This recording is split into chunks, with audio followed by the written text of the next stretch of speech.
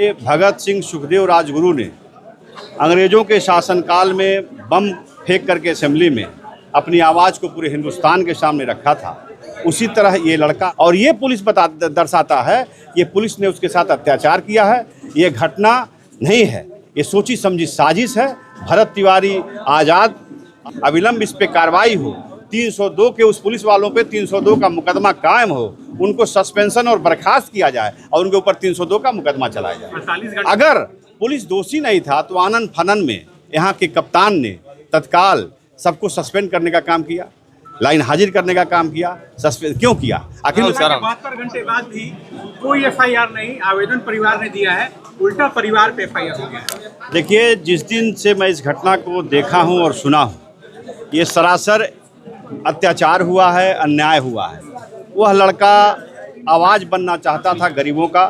वह लड़का इस सिस्टम जो खराब सिस्टम है इसके खिलाफ आवाज़ उठा रहा था। अपनी आवाज़ को उठाने के लिए जिस तरीके से भगत सिंह सुखदेव राजगुरु ने अंग्रेज़ों के शासनकाल में बम फेंक करके असेंबली में अपनी आवाज़ को पूरे हिंदुस्तान के सामने रखा था, उसी तरह ये लड़का अपनी आवाज़ को सुनाने के लिए और सिस्टम को सुधारने के लिए, काम तो गलत था, अवैध हथियार लेकर के प्रदर्शन किया, लेकिन वो सिस्टम को सिर्फ उठाने के लिए था, किसी को मारने का उसका नियत नहीं था।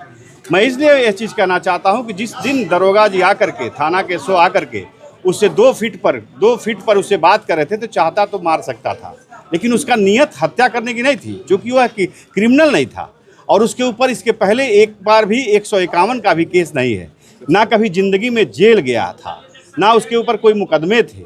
तो फिर उसकी हत्या करने का मतलब नहीं था। जिस व्यक्ति ने आत्मसमर्पण कर दिया, जिस व्यक्ति ने पुलिस के समकक्ष अपने हथियार को डाल दिया, फेंक दिया, साफ यूट्यूब पे साफ पे वीडियो देखा जा सकता है उसका, उसके बाद उसकी हत्या कर देना, और ये पुलिस दर्शाता है ये पुलिस ने उसके साथ अत्याचार किया है। ये घटना नहीं है, ये सोची समझी साजिश है। भरत तिवारी आज़ाद था, आज़ाद है और आज़ाद रहेगा। और उसकी जिस तरीके से निर्मम हत्या की गई है, यह एनकाउंटर नहीं है, निर्मम हत्या की गई है, इस पे मैं सरकार से मांग करूंगा कि आवेदन दिया गया है, अविलंब इस पे कार्रवाई हो, 302 के उस पुलिस वालों पे 302 का मुकदमा कायम हो, उनको सस्पेंशन और बर्खास्त किया जाए और उनके ऊपर 302 का मुकदमा चलाया जाए। 48 घंटे लेकिन शाहपुर के थाना अध्यक्ष का कहना है कि 10 राउंड फायरिंग किया वो लड़का। शाहपुर के थाना अध्यक्ष का मैंने बयान मैं सुबह सुन रहा था, श्रीकांत प्रत्युष जी उनका इंटरव्यू ले रहे थे, उसमें उन्होंने कहा कि यह लड़का क्रिमिनल था, जो सरासर झूठ, सुनिए सरासर झूठ। इसके उन्होंने ये भी बात कही कि वो इसके पहले जेल भी जा चुका है, ये भी सरासर झूठ। ये दर्शाता है कि पुलिस कहीं न कहीं इसको सब अपने सिस्टम को बचाना चाहती है, अपने लोगों को बचाना चाहती है।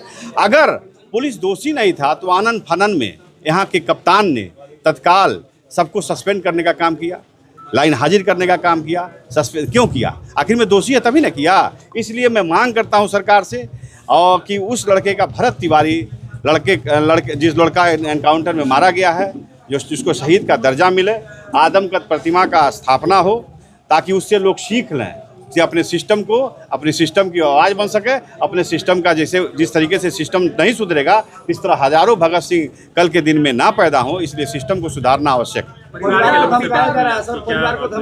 परिवार, देखिए, किसी माई के लाल में इतना दम नहीं है जो परिवार को धमका दे। चूंकि आज लाखों भरत तिवारी उनके परिवार के साथ खड़ा है, यह मैं आपको आपके माध्यम से सूचना दे देना चाहता हूं। इस बवाल को ज़्यादा ना बढ़ाया जाए, तुरंत इस बवाल को शांति करने के लिए अविलंब पुलिस को ऊपर कार्रवाई की जाए और ये मुकदमा दर्ज की जाए। और मैं शासन से मांग करूंगा, अपनी सरकार से मांग करूंगा, यहाँ पे एक शिष्टमंडल भेज करके परिवार की बात को सुना जाए।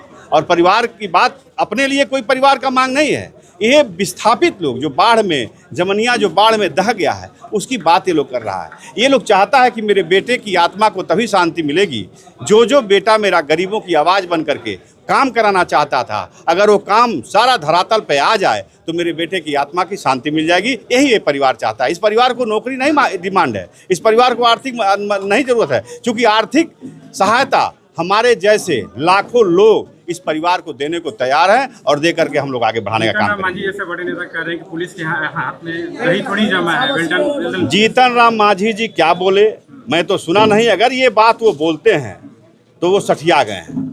बुजुर्ग आदमी जिसका पैर कब्र में लटका हो, वह व्यक्ति अगर किसी घटना को इस तरीके से बोलता हो, किसी व्यक्ति के विषय में इस तरीके से बोलता हो, तो वह व्यक्ति राजनीति के अब काबिल नहीं है। उनको राजनीति छोड़ करके अब सरकार उनको संन्यास लेना चाहिए। धरना अनशन, इन लोगों की बात मैं सुना, धरना ये लोग दिए थे डेड बॉडी रख करके, और बड़े शांतिपूर्वक धरना ये लोग किए थे। प्रशासन इन लोगों को दबाना चाहेगी तो इतने लाखों लोगों की आवाज़ प्रशासन दबा नहीं पाएगी।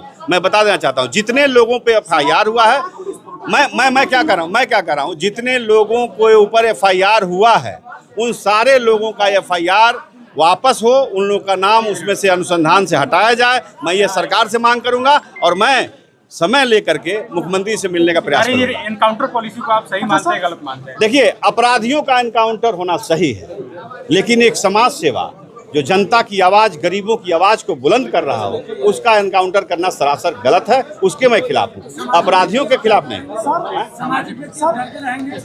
कोई देखिए मेरी बात, काहे कोई मॉडल। सम्राट चौधरी जी इस पे संज्ञान लेंगे, मुझे उम्मीद है सम्राट चौधरी जी से। अगर सम्राट चौधरी जी इस पे निश्चित संज्ञान लेंगे और जो भी पुलिस वाले दोषी हैं उसको दंडित करने का काम करेंगे। आज मैं देखा हूं न्यूज़ चैनल पे चल रहा था कि सम्राट चौधरी जी ने DGP को तलब किया है, मुख्य सचिव को तलब किया है, गृह सचिव को भी तलब किया है। वो भरत तिवारी के ही मैटर पे उनको तलब किया गया है। आगे देखिए क्या होता है। हम यह बड़े दावे के साथ मैं कहना चाहता हूँ कि न्याय मिलेगा और भरत तिवारी की ने जो शहादत दी है उसका बलिदान कुर्बान नहीं जाएगा। यहाँ के लोगों को सबको न्याय मिलेगा और सबके साथ इंसाफ होगा।